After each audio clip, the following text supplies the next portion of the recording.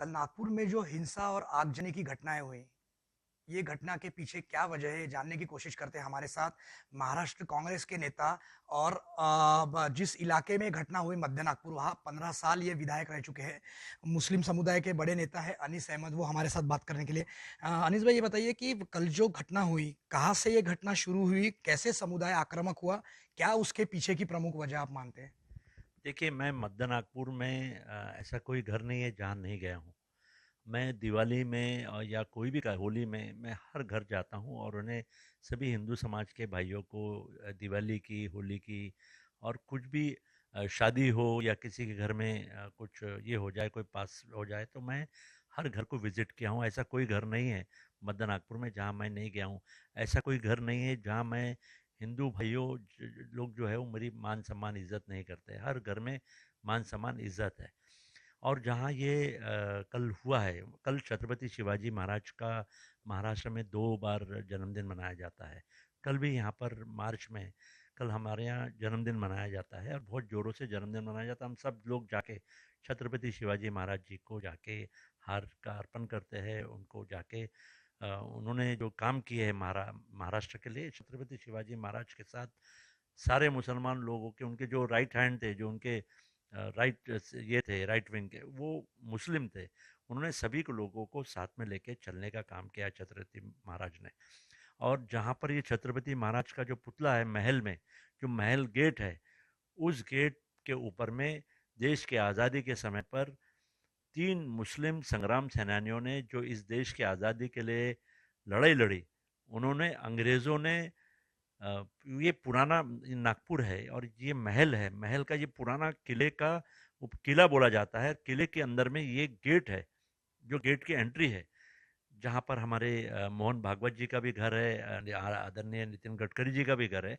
यहाँ पर देश की आज़ादी के लिए 3 मुसलमानों को लटकाया गया अंग्रेज़ों के माध्यम से, और 3 मुसलमानों ने इस देश की आज़ादी के लिए अपनी जान की बलि देने का काम किया, हिंदुस्तान की आज़ादी की लड़ाई के लिए, भारत देश की आज़ादी की लड़ाई के लिए।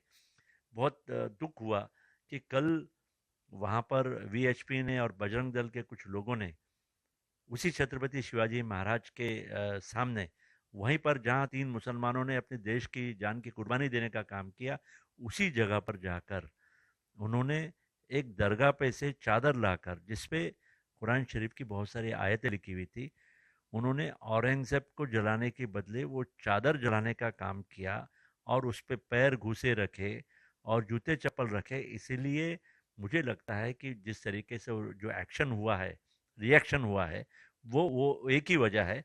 अगर एडमिनिस्ट्रेशन उसी समय उन लोगों के ऊपर में या उनको दरगाह के अंदर जाकर जो चादर निकाली जब लाए, उसी समय अगर एडमिनिस्ट्रेशन वहाँ पूरा खड़ा हुआ था, अगर वो उन्हें रोक देता इस तरीके से, अगर आपको पुतला जलाना है औरंगजेब का जलाओ, किसने मना किया है, लेकिन वहाँ पर जब चादर आपने जलाने का काम किया, उस पर चप्पल जूते रखने का काम किया, और वहाँ का एडमिनिस्ट्रेशन, लोकल गणेशपेट के लोग वहाँ देख रहे थे, सरकारी लोग देख रहे थे, उनके सामने उस समय कुछ नहीं हुआ।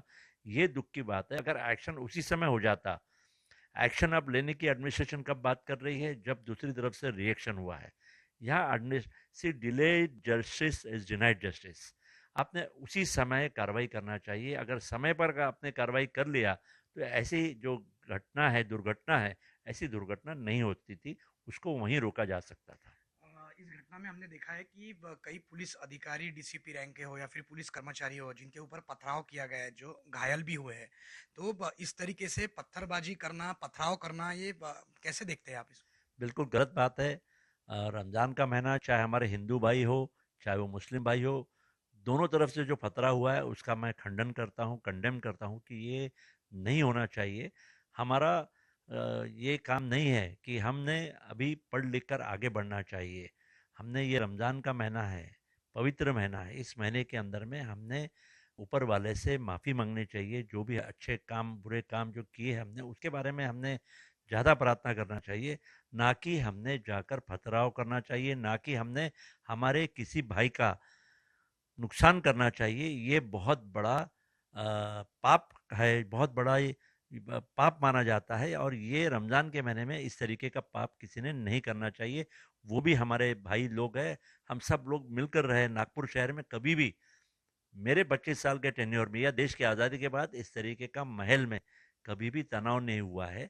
यहाँ पर आरएसएस के लोग भी रहते हैं, यहाँ पर हिंदू भाई भी रहते हैं, यहाँ पर दलित भाई भी रहते हैं, यहाँ पे हज़रत बाबा ताजुद्दीन औलिया की दरगाह है, यहाँ बाबा साहब अम्बेडकर की दीक्षा भूमि यहाँ पर है। यहाँ पर जब रामनवमी होती है तो इतना बड़ा जुलूस निकलता है, सारे मस्जिदों के मुस्लिम लोग खड़े होकर, जो राम मंदिर का जब वो निकलता है, पोद्दार मंदिर से, राम मंदिर से जब जुलूस निकलता है, तो उसके ऊपर में फूल बरसाए जाते हैं, उनका स्वागत होता है। और उसी तरीके से ईद मिलादुन नबी का जब जुलूस होता है, जब हमारे प्रॉफिट का बर्थडे होता है, तो हमारे राम मंदिर से जो पुजारी है वो भी ईद मिलादुन नबी का यहाँ पर जोरदार स्वागत करते हैं, फूलों से स्वागत होता है, दोनों तरफ से गले मिला जाता है और हमेशा भाईचारा का एक अच्छा माहौल नागपुर शहर में बनाया हुआ है। लेकिन अनफॉर्चुनेटली कल छत्रपति शिवाजी महाराज के जन्मदिन के मौके पर कुछ अनवांटेड एलिमेंट्स, जो इसके पहले लगातार स्टेटमेंट्स दे रहे हैं कि आप इसी जगह से खरीदी करो, यहाँ से खरीदी मत करो, वहाँ से खरीदी मत करो। देखिए, देश की आज़ादी के बाद में ये पहली बार ये नई चीज़ें सुनने में आ रही है। और वही लोगों ने कल जाकर एक खबर के ऊपर से एक दरगाह में से चादर लाया जिसपे कुरान शरीफ की आयतें थी, और उसको, चादर को जलाने का काम किया, उसके ऊपर पैर रखने का काम किया, उसका रिएक्शन हुआ। ये थे मुस्लिम समुदाय के नेता अनीस अहमद, जिनका कहना है कि समुदाय की ओर से उग्र प्रतिक्रिया आई, जिसकी क्या वजह थी। योगेश पांडे, नागपुर।